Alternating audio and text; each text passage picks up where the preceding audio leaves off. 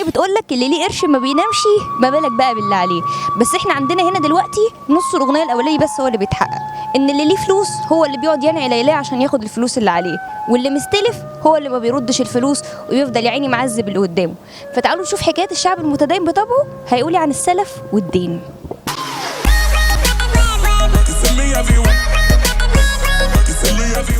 عمرك سلفت حد قبل كده وما رجعلكش الفلوس؟ كتير. اه سلفت ناس كتير وما كانوش بيرجعوا لي، استقطعوني يعني خالص.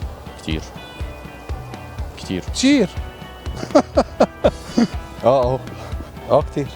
في ناس كتير بتاخد وما بتردش يعني، بس بعشم يعني، مش فكره ان هو عايز يعني ما ياخدش او ما يردش يعني تاني.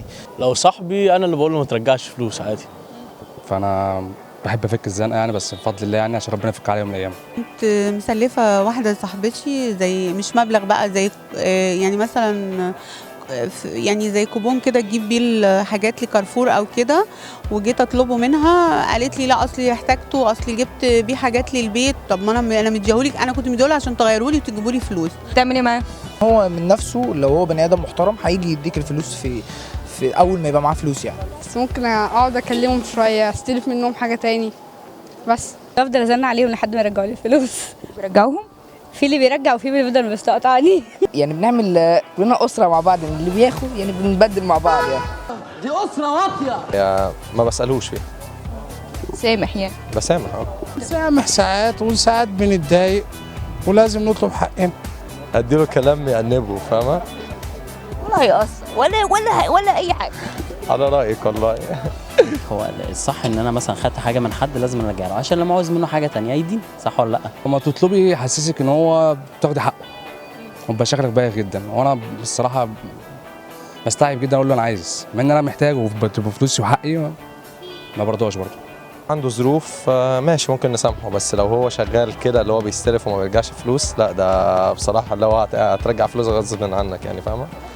يعني ناس مش تمام يعني من الاخر. انت لما بتستلف من حد بترجع له؟ ساعات وساعات زي الناس. عمري ما استلفت حاجه من حد اصلا. بستلف بس برجع ساعات لا برضه. معايا يلزمني، معيش ما يلزمنيش، اتعودت على كده. لا لو مش صاحبي هرجعه له طبعا، لكن لو صاحبي ممكن ما ارجعلوش. لو عايز ارجع لهم هرجع لهم، ولو مش عايز مش هرجع. يعني ده حتى في مثل بيقول لك ايه، من خد ود صار المال ماله يعني. المثل هيقول اكفي الجدر على فمها غير رزقك لم تحوش. لما بتيجي تستلف من حد بقى بيقول لك مثلا شروط ممكن ترجعها لي بزياده مثلا ولا حاجه؟ لا بصراحه ما تعرضتش لموقف زي ده.